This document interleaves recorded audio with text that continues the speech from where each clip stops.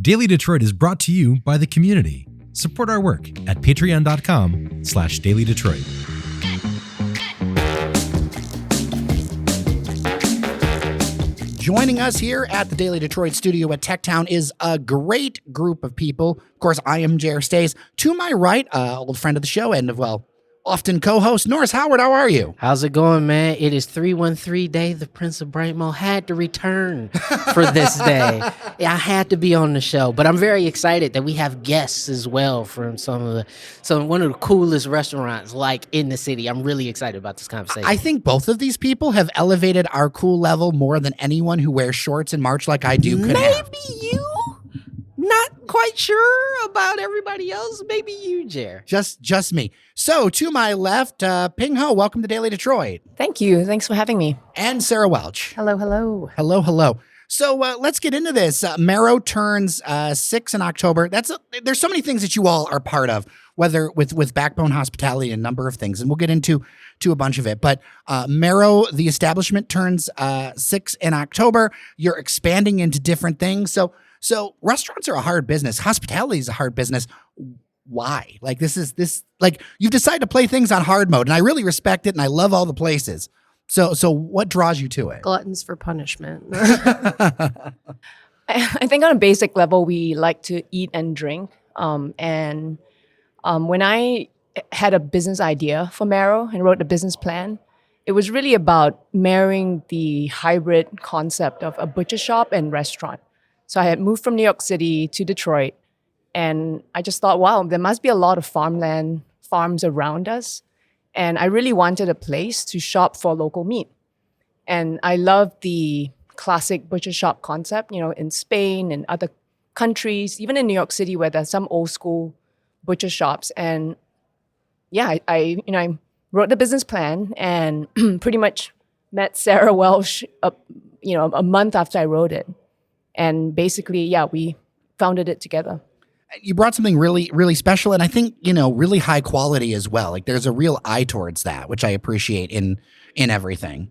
And people forget too, like Michigan, like we're recording this in the heart of Detroit, but obviously people, like you'll see things about urban farms or whatever, but like Michigan is such an agricultural state. People don't realize how much is within even just a reasonable drive of here. 100%. And before we kind of like established what we did at Marrow with the butcher shop, there wasn't necessarily a framework to go by. Like you could get local meat at the farmer's market. It was often frozen in coolers, right, from small farms, which we love, and we love people that support those farms.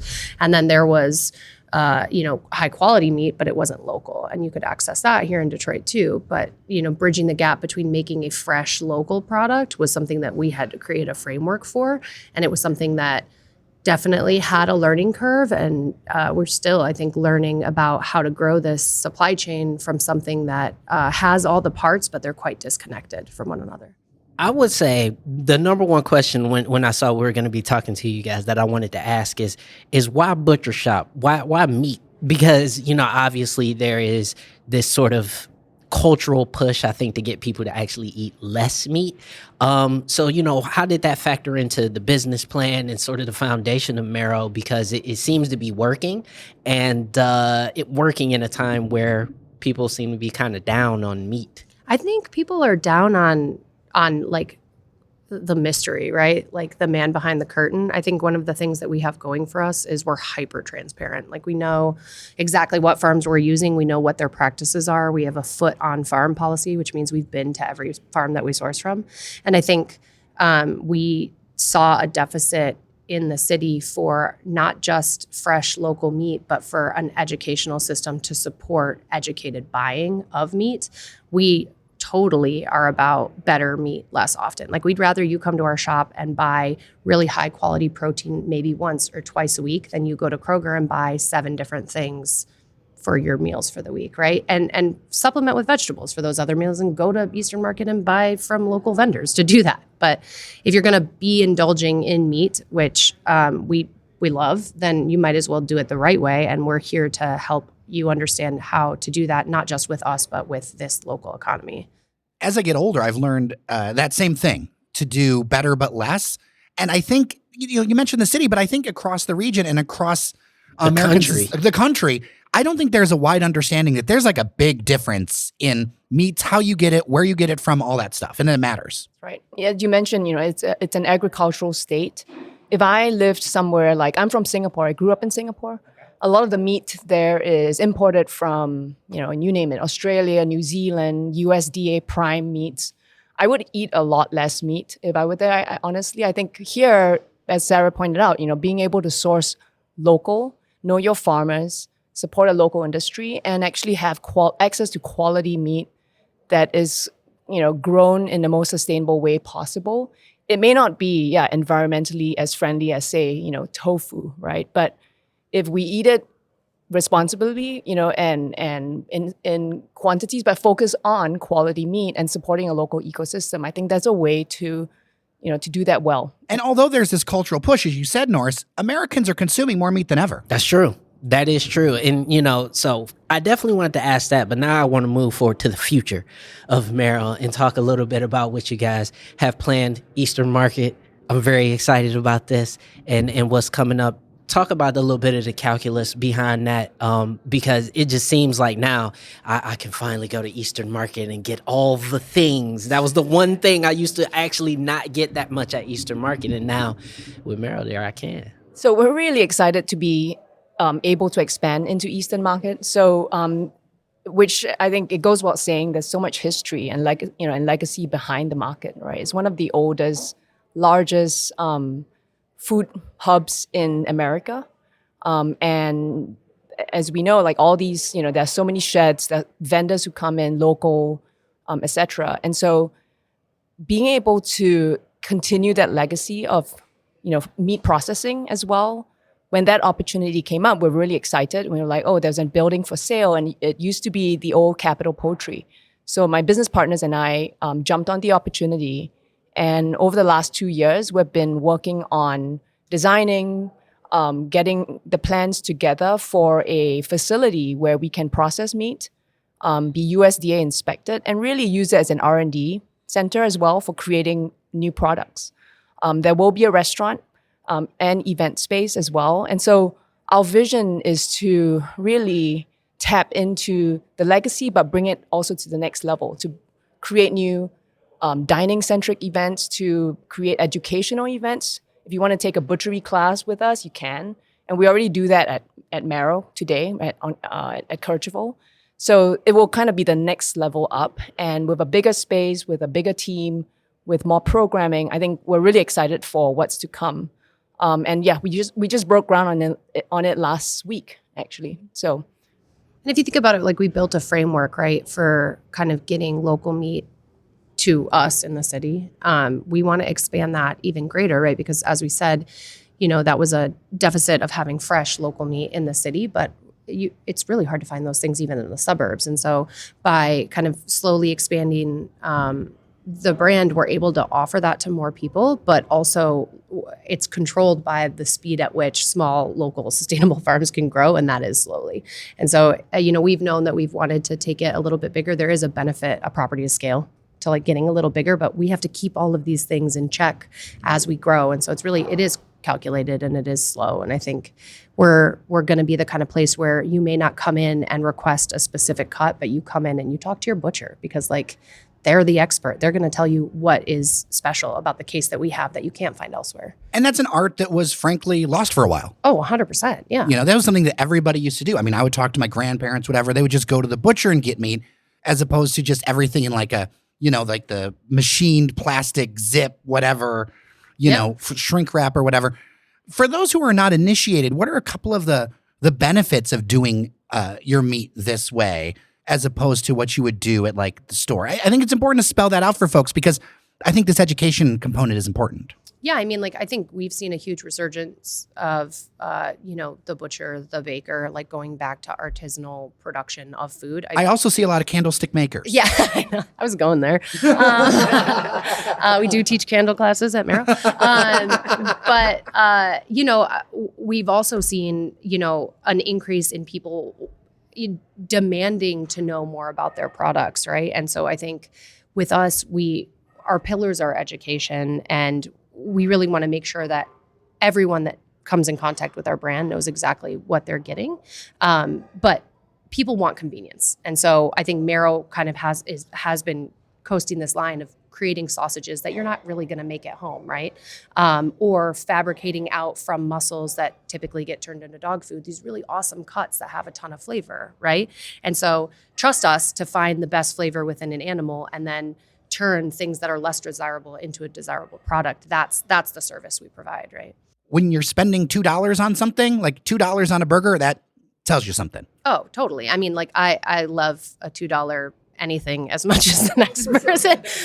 But I think that, there's so much information at our fingertips to understand exactly how scary we call it the commodity meat market is. And I think we want to see more people that have the ability to make educated, informed decisions making it, but we also want to make it fun. Like, we don't want you to be picking local meat because you feel bad. We want you to be picking local meat because it's the best available product and because we're doing cool stuff with it. I don't know if anyone's noticed, but guilt isn't really a good business strategy. No, it turns out it sucks. It's really, really We're bad. local media. Guilt doesn't work. It's just, we didn't do good with it either.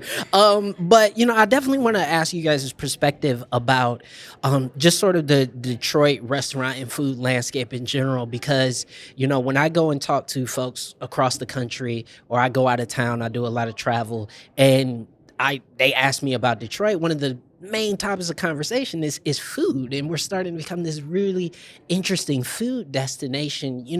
Not only where does Marrow fall into that, but how do you think Detroit is starting to become that destination, and where do you see it going in the future? I think people are becoming, like I said, education is a huge thing. I keep talking about it, but the home consumer is so much more kind of like aware and educated on how to cook food well, right? Which means the guests are even more discerning than they ever have been before. And so I think that's why we've seen this kind of slow divide into food that people can't cook at home, super high-end dining, right? And then food that people, guilty indulgence, right? The low-level dining. I think the mid-sector of dining where you're making food that people have the feasible ability to make at home is the challenge.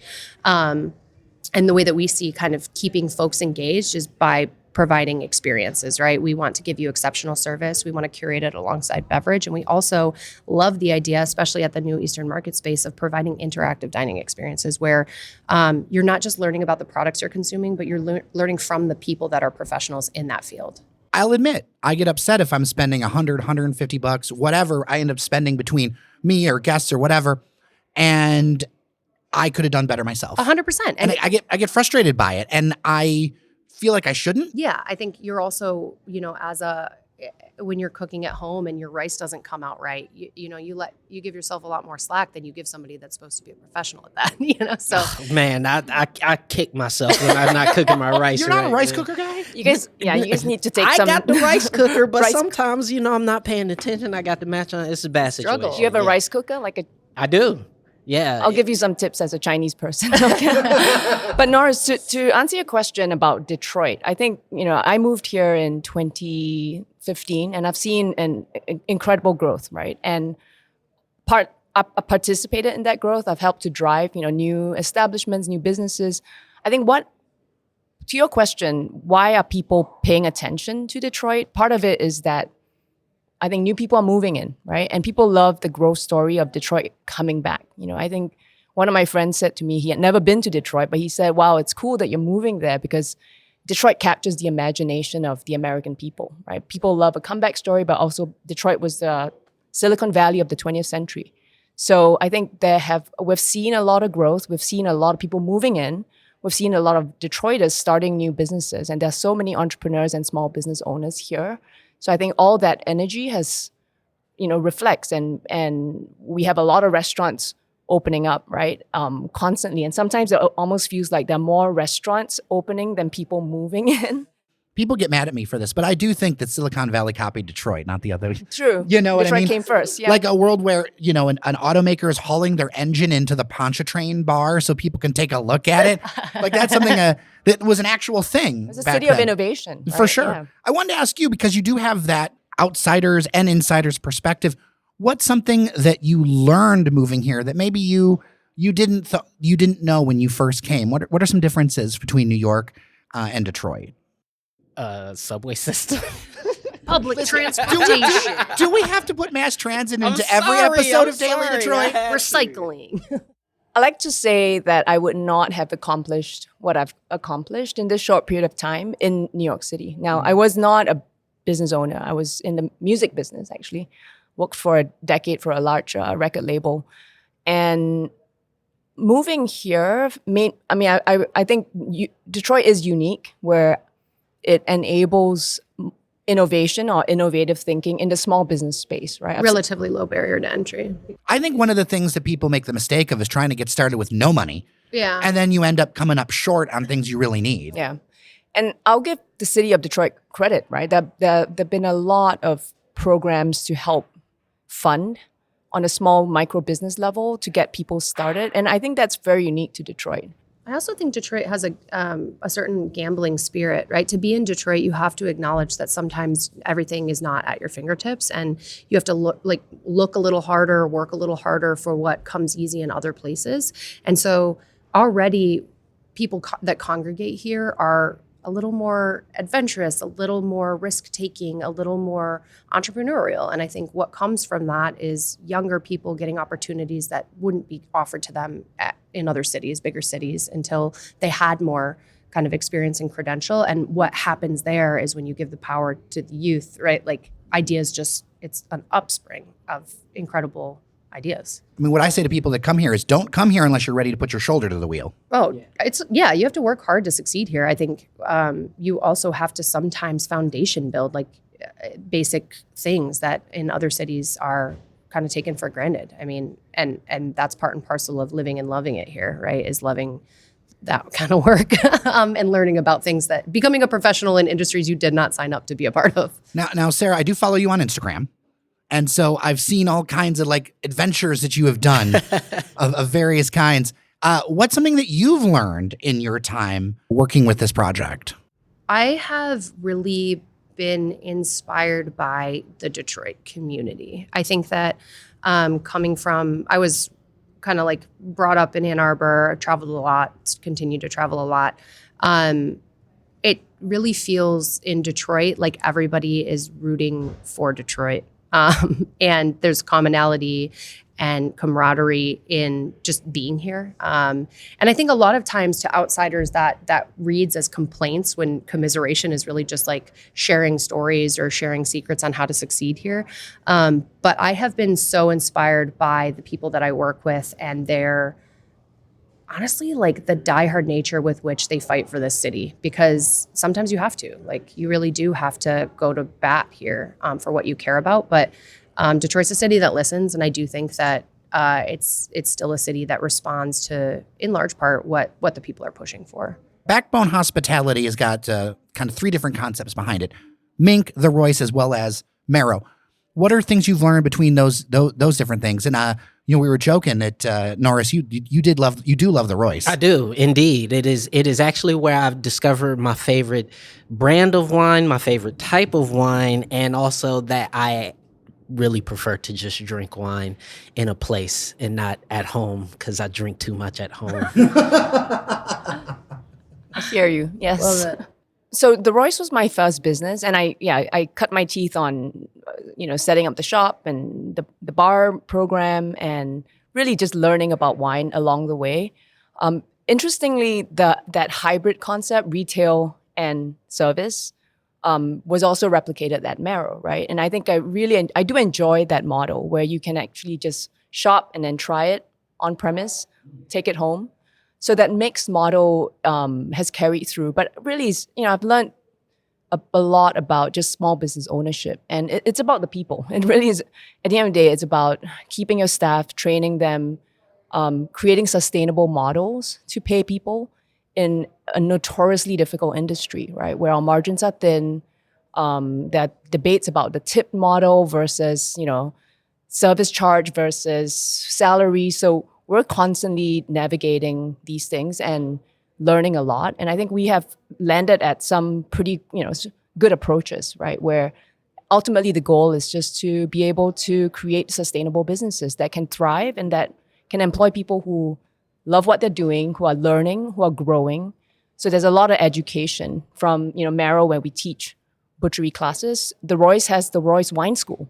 So we sell out every time. And I have a stellar team who are very, very passionate about wine and passionate about sharing their knowledge and sharing their love of wine as an everyday essential. I think that at least for me, right? Like I work at the businesses that we run. My husband runs our third concept, Mink. And I think Mink is a really good example of exactly what we're looking to gain out of the kind of like this industry. We want to find people that are passionate and motivated. Mink is a small little seafood bar. My husband was like, I want to do what you guys are doing at Marrow, but with seafood. And we were like, okay, let's try it. We did a bunch of tours on the West Coast, learning about oyster farms. And we went to the South to learn about, the Gulf oyster farms. And he's been able to kind of create the most sustainable version of, an oyster bar that we think can happen here. And I think, pillars of education. We teach shucking classes. You can go in there and he will chat your ear off about how to shuck an oyster and why he does it that way. And that is a business that sprung from an employee's passion for a subject matter that we felt was a deficit here in the city. I think that's kind of what we've built our little cornerstone on, is educating people and using the passion of the people within a business to drive the business's growth. Yeah, and I think that's really awesome just from a consumer perspective, because as we said, I used to go to the Royce all the time, and what drew me in and what kept me coming back was that every time, it didn't matter who was working there, every time they had a story or a conversation about wine, and I would come in and I'd be, okay, I heard about this red blend stuff, or I want to try a Malbec, or I want to try an Alsace.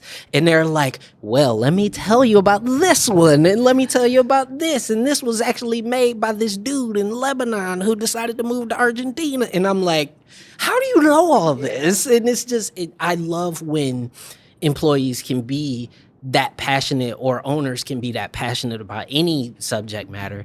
And I think that shines through in all the locations. And so it has been effective in my perspective. Yeah, I think it's important to accurately storytell about the producers that you're working with, whether they're winemakers or, or regenerative beef farmers or oystermen, right? Like they all have a really incredible story. And we are buying into the story and then also trying to tell that story here, sometimes very far away from where some of these things come from.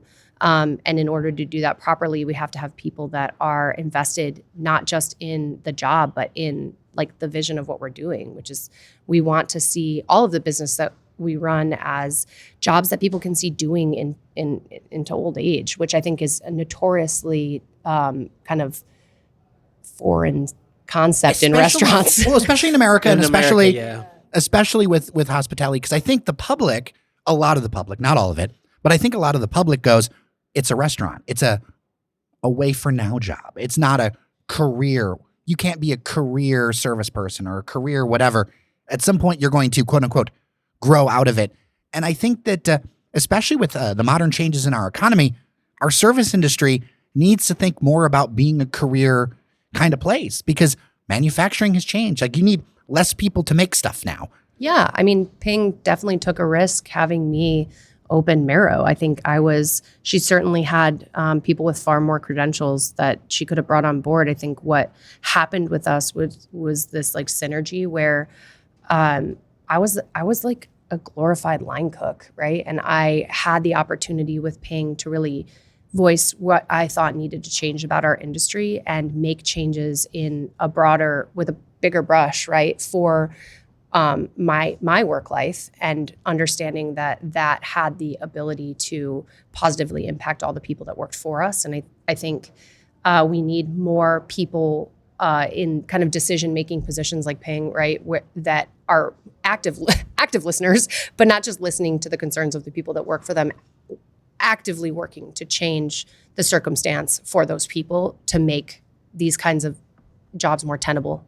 And I think that is when we're talking about what's next, it's like, how do we make these jobs that people can see doing for a long time, that aren't going to burn them out physically, mentally, emotionally, financially. And it's a challenge, right? Because you're right. You can go home and you can make dinner for yourself and it will be good.